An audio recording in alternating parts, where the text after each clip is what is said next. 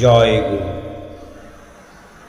বন্দে লোকতিলকম শাততবার্তা বিভূষণম অমর কৃত্যুতসারণং প্রবুদ্ধং লোকজীবনং প্রণয় প্রমুক্ত জাগোদীপনং বন্দে জীবনং বন্দে সৎপুরুষোত্তম বন্দে শ্রী ঠাকুর অনুকূলচন্দ্রম।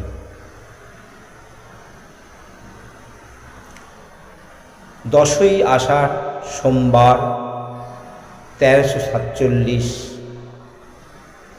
বঙ্গাব্দ, ইংরেজি 24/6/1940 খ্রিস্টাব্দ।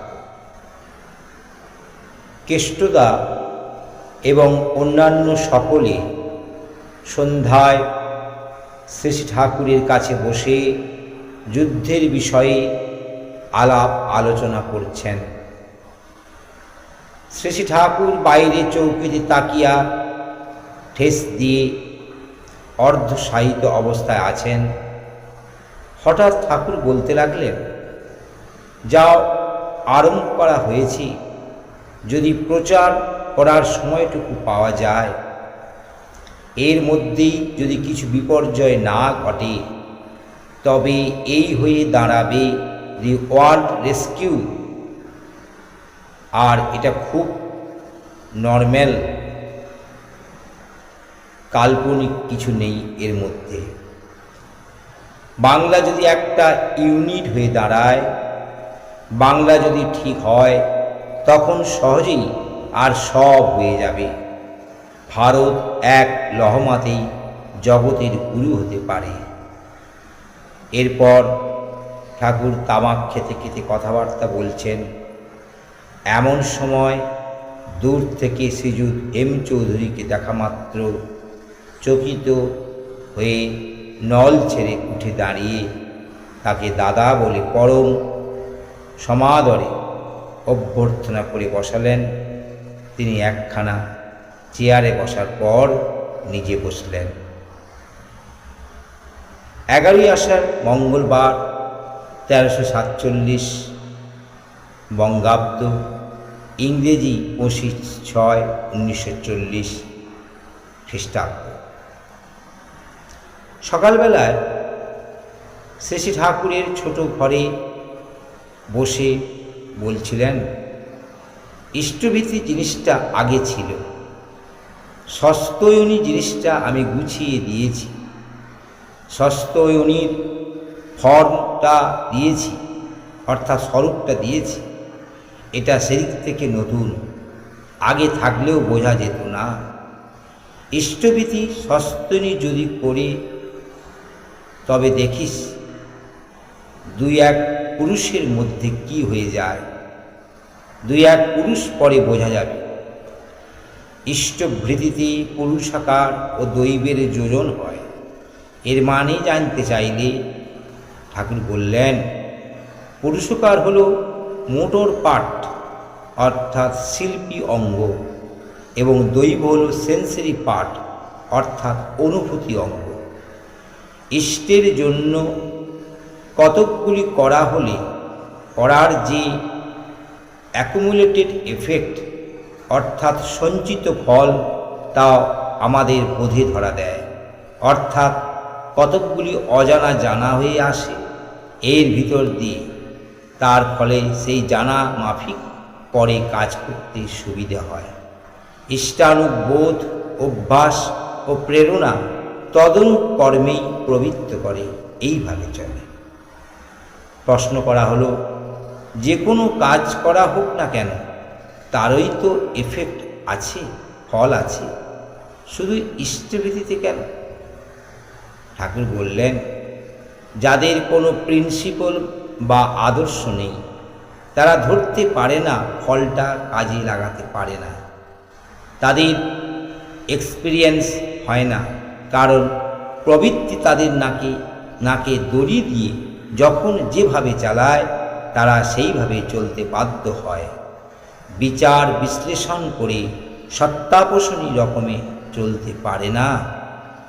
এরপর 12ই আষাঢ় বুধবার 1347 বঙ্গাব্দে ঠাকুর বলছেন, আমি প্রেম বুঝি না, তিনি যা বলান করান তাই বলি করি, আমি হলাম ঢাকির বায়ান। এই কথাটা বলার আগে ঠাকুরকে কয়েকজন মুসলমান ভদ্রলোক মধ্যে একজন জিজ্ঞাসা করলেন, আপনার দাবি কি? জেসাস, মোহাম্মদ সকলেই তো তাদের দাবি জানিয়েছে, আপনার কি তেমন কোনো দাবি আছে? তাই ঠাকুর ওই কথাটা বললেন। এরপর 18ই আষাঢ় মঙ্গলবার 1347 বঙ্গাব্দ, ইংরেজি 2/7/1940 খ্রিস্টাব্দ, বরিশালের অতুল্লা, অক্ষয়দা ইত্যাদি এবং কেষ্টদা আরও কজন রাত্রি ঠাকুরের কাছে বসে আছেন। ঠাকুর নানা কথা বলছেন। পুরুষের অনুলোম অসবর্ণ বিবাহ বা বহু বিবাহ একান্ত দরকার। বহু বিবাহ হতে শুরু করলে নিকৃষ্ট পুরুষরা মেয়ে পাবে না, ফলে অন্য সমাজ থেকে অনুলোমক্রমে মেয়ে আহরণ করতে চেষ্টা করবে।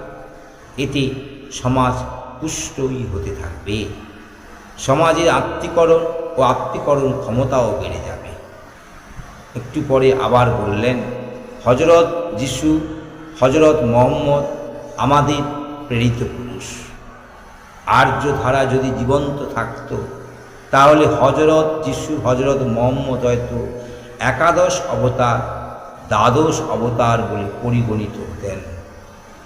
অ্যান্টি বাইবেলিজম অর্থাৎ বাইবেল বিরোধী, অ্যান্টি কোরআনিজম অর্থাৎ কোরআন বিরোধী, অ্যান্টি বেদিজম অর্থাৎ বেদ বিরোধী এর বিরুদ্ধে দাঁড়িয়ে তার নিরাকরণ করতে হবে।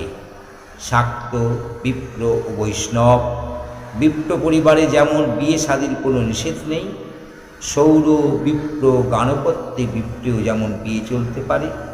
ইষ্ট, কৃষ্টি ও পিতৃপুরুষের ঐতিহ্যবাহী রসুল ভক্ত বিপ্র, বুদ্ধ ভক্ত বিপ্র, খ্রিস্ট ভক্ত বিপ্রের সঙ্গ তেমনি বিধিমাফিক বিয়ে থাওয়া হতে পারে, এতে কোনো বাধা নেই।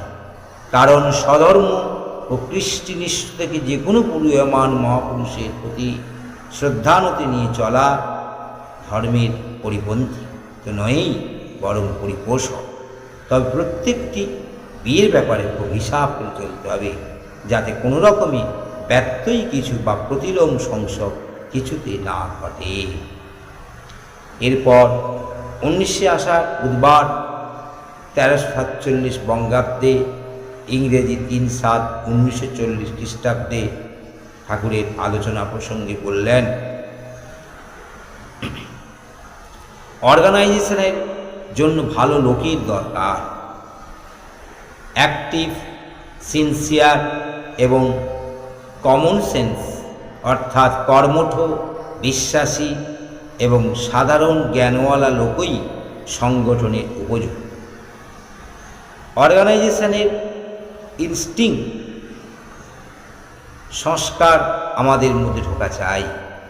একজনে হয়তো তোমাকে অযথা কিছু বলল, অমনি যদি আরেকজনে এসে তাকে ধরে, তাকেই বলে সংগঠন। প্রত্যেককে প্রত্যেকের জন্য ফিল করবে, প্রত্যেকে নিজের কাজ করবে, প্রত্যেকে হেল্প করবে, এটা বোঝা যায়। কেউ যদি অ্যাফেক্ট ব্যাহত হয়, সে নিজেও তাতে অ্যাফেক্টেড অর্থাৎ ব্যাহত হচ্ছে। সে তার স্থান ছেড়ে আউট অফ ইনফিরিয়রিটি, হীনপরবশতায় অন্য কেউ হতে চাইবে না। সগৌরবে তার দায়িত্ব সম্পাদন করে অন্য সবার সুবিধা করে দেবে। আমাদের এই বডি সিস্টেম শরীর বিধানের মতো হওয়া চাই। চোখই তাকে, চোখ কখনো কান হতে চায় না, কানও চোখ হতে চায় না, তাহলে গণ্ডগোল উপস্থিত হয়। প্রত্যেক অঙ্গের প্রত্যেকটা অঙ্গকেই হেল্প সাহায্য করে, নিজের কাজ করে যায়, জানে তা না হলে সমগ্র শরীর নিয়ে নিজেও দুর্বল হয়ে মারা পড়বে, এতখানি শত হওয়া চাই। এরপর 28শে আষাঢ় শুক্রবার 1347 বঙ্গাব্দে, ইংরেজি 12/7/1940 খ্রিস্টাব্দে ঠাকুর আলোচনা প্রসঙ্গে বলতে লাগলেন, এক দাদার রুদ্রমূর্তি দেখে মা বাপের উপর সব কিছু নির্ভর করে। যখন শাসন করার দরকার তখন শাসন করে না, যখন নিজের অসুবিধা হয়, নিজে বিরক্ত হয়, তখন সহ্য করতে না পেরে রাগের বশে অযথা শাসন করে। আমরা ছেলেপেলের মঙ্গল চাই না। বাপ ছেলেকে শাসন করলে মা হয়তো তাকে গালাগালি দেয়, তারপর ছেলের সামনেই হয়তো বাবা মাকে মারতে যায়, মা বাবাকে গালাগালি দেয়। এরকম আবহাওয়ায় ছেলে পেলে কি ভালো হতে পারে? ভবিষ্যৎ ঝরঝর হয়ে যায়। লেখাপড়া হোক বা না হোক, ছেলের অভ্যাস ব্যবহার ছোটটা ঠিক করে দিতে পারলেই হলো। 4-5 বছরের মধ্যেই ওটা তৈরি করে দিতে হয়। যত বেশি বয়স হয় ততই অসুবিধে। 4-5 বছরের মধ্যে না হলে 8-10 বছর, তা না হলে 12-14 বছরের মধ্যে ঠিক করতে হয়। এরপর আর হয়ে ওঠে না। অভিভাবক মা বাপ যদি ছেলে তৈরি করে না দেয়, কোনো মাস্টার এসে কিছু করতে পারে না। পরে সন্ধ্যাবেলা একটি ছড়া দিলেন। ছড়াটা সেই ছেলেটির জন্য দিয়েছেন, সে কথা ও পরে বললেন। কেমনভাবে তাকে মানুষ করে গড়ে তোলা যায়, তার মা বাবার সঙ্গে সে বিষয়ে অত আলাপ আলোচনা করতে লাগলেন। অতঃপর কেষ্টদার কাছে ছেলেটির ভাত দিলেন। আবার আমাদের মানুষ করে তুলবার জন্য তার কত না দরদ, কত না চিন্তা। এক ভদ্রলোক ঠাকুরকে জিজ্ঞাসা করলেন, যারা ঠিক মতো চলে না তাদের আপনি স্থান দেন কেন? ঠাকুর বললেন, ওরা হলো ফলেন সন্স, হতভাগা সন্তান, আর আমি হলেম তাদের ফুলিশ ফাদার, বোকা পিতা। ভাবি একদিন না একদিন ওরা যদি মানুষ হয়, ফিরে দাঁড়ায়। জয় গুরু, বন্দে পুরুষোত্তম।